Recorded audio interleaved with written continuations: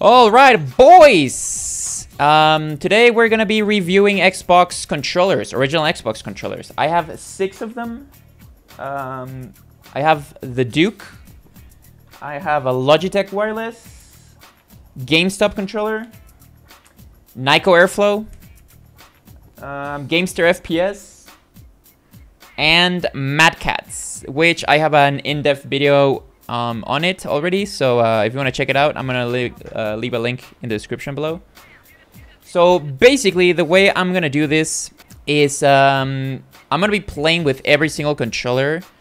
I'm gonna be doing 2ILs, Shibuya Graffiti, and Chuo Graffiti. I'm gonna play with every single controller, and then I'm gonna rate them. I'm gonna make a tier list. I'm not gonna go super in-depth. I'm literally just gonna tell you which one I like better and why. First of all, I'm gonna play with my original Xbox controller. This is going to be the comparison point, because this is the controller that I'm most used to. I've been playing with this controller for 5.5 years, maybe more, and I love it, but it has its flaws.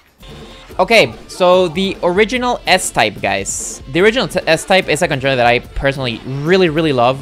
Unfortunately, the only flaws that I see that this controller has is it has a dead zone problem. It's not specifically the controller's fault, but it's more like how GSRF works. I don't really know how to explain it, but after some time, you stop getting dashes. So the controller stops maxing out the direction where you want to go. So that's a flaw. But that's GSRF's fault. That's not the controller itself. However, there's other controllers, like most third-party controllers, since they have different dead zones or more maxed out dead zones, that doesn't happen with those controllers. So that's one problem. And the other problem is how quickly they wear out. You guys have no idea how many S-Types I've owned in my entire speedrunning career. It's probably been more than 15 or 20 controllers at this point. It's so easy for me to just, you know, play for 2 months, speedrun 2 months, and the controllers just start developing really bad dead zone issues, or really bad, I don't remember how it's called, but the thumbstick stops being super centered. So the Logitech looks like this. It has a wireless receiver, and this is the controller, and then it has batteries.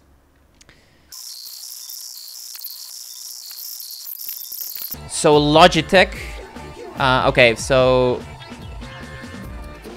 for now this will be this will be S tier. This is the OEM, right? This is the original Xbox controller. Logitech, I would probably put it on B. My reasoning is it's a great controller. The D-pad is amazing. I love the D-pad. The buttons feel really good. It's a good mashing controller. The thumbstick, though, you're gonna get dashes every single time. It's maxing out, but it has a very serious snapback problem, and that's bad for speedruns. So probably a B. Maybe I'll put it down on C, but we'll see how this, how this goes. The next controller that I'm gonna be reviewing, it's the GameStop controller. It looks a lot like the OEM OG Xbox controller. It says GameStop. The start and back buttons are in the middle, and yeah, it was a third-party controller made by PDP. I think this is a better controller than the Logitech, because with this controller, yeah, the dead zones. Okay, I mean, I don't know if it's better though. Okay, you got some pros over the Logitech, but also some cons. So the pros are that you can shuffle. You can click the thumbstick and it's responsive. The triggers, both left and right triggers, are or feel very similar to OG Xbox, but they're a little softer. But in comparison to Logitech's, they're way less sensitive, which is a good thing. The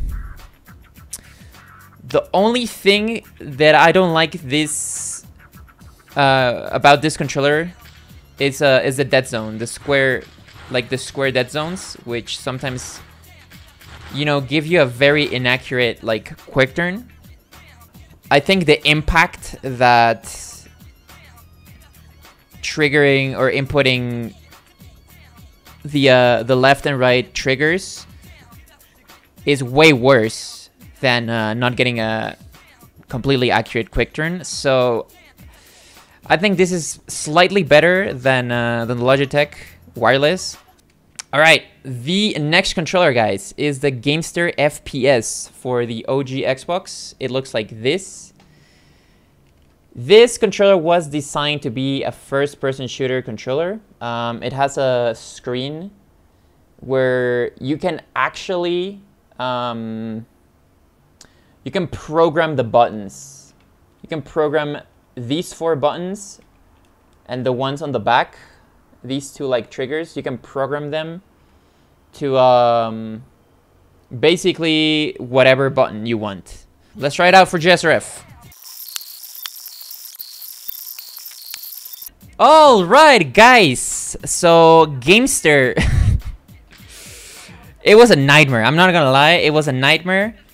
It doesn't work for games like GSRF. I was basically confused all the way. I don't know, man. Also, I think this is my controller that's a little bit scuffed, but pressing forward on the thumbstick would give me a shuffle, which is really annoying. And also, the right trigger is kind of glitched. So when you press it, it kind of stays pressed. So that's really bad. I'm gonna ignore that. But even ignoring that, I think it's such a bad controller for GSRF. The only thing that's like, you know, salvageable from this controller is the dead zones. The dead zones were normal. And I believe if I had a brand new Gamester controller, or like at least a less beat up controller, I think the thumbstick would perform really similarly to OG Xbox. But is that a good thing? Probably not even. So I'm gonna have to put this controller on the D tier. Seriously, it's the worst controller. Not good for GSRF, but a good collectible. Boys, next controller is the Duke, the legendary Duke. I actually really like the design of this controller. I think it's pretty funky. It's pretty thick. Yeah, I definitely don't have like high hopes for this one, but let's check it out. Okay, so the Duke plays pretty similarly, if not the same as the original S-Type. I would doubt if there's any difference like in how they're made. The biggest difference that I noticed is pretty obvious, is literally the size. It's really weird. I have big hands, so it's not a problem that the controller is too big, but it feels really weird. And the buttons are really hard to press. Really hard to press. But I think from all the problems, these are probably one of the you know, probably one of the least impactful. I can see myself adapting to this controller and actually using it for serious speedruns. I think this is good. Honestly, the Duke is a good controller. It takes a little bit of getting used to it, but and I'm kind of shocked that I'm saying this because I was pretty against the Duke at first, but I think I'm gonna put it on A. I think I'm gonna put it on the A tier. It's a good controller. Alright guys, the next controller I have right here is a Nyko Airflow. I just think this is such a meme controller. I really like it. I really like the fact that it has a massive fan. So basically you have a fan functionality. You can turn it on. It has two modes. The green one, which is like light mode. Right now the fan is active, but it's like just spinning really slowly. And the other one, which is the red one, makes the fan go super fast.